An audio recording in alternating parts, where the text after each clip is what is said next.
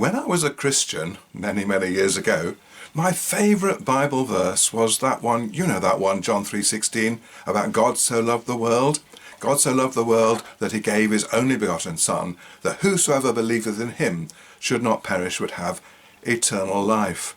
And it's just burnt into my mind, obviously. But the key word I want to look at is the word believe. Because what's it saying there? That's how you get into heaven, is by believing the right thing. And St. Paul has something very similar. He agrees completely. And this is what he says. For by grace are ye saved through faith, through belief. And not of yourselves, it is a gift of God. Not of works, lest any man should boast. Not of works means it's not something you do. It's God's gift to you, this heaven, this grace. And you get that by this faith, this believing. Okay, so the Bible agrees with itself. Well, not quite. Because the Jesus of Matthew's Gospel says something rather different. Now, you remember the parable of the sheep and the goats. So everyone's been brought to, at the end of the world, been brought to be judged, and Jesus separates the sheep, the good people, from the goats, the bad people. And he says to the good people, he says, you're going to come into heaven. And they say, well, why? And he says, for when I was hungry, you gave me something to eat. I was thirsty, and you gave me something to drink.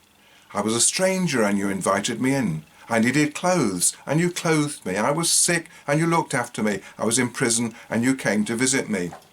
And they all say, well, did we? We know. When did we do that?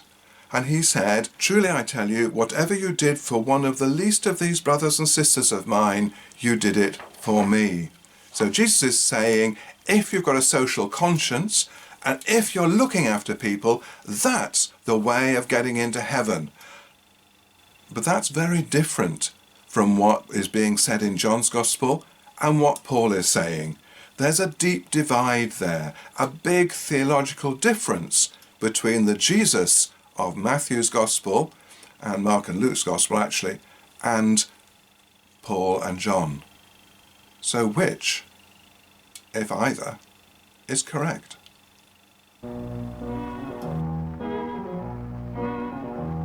It ain't necessarily so.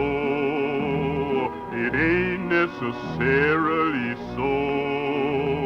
The things that you're liable to read in the Bible, it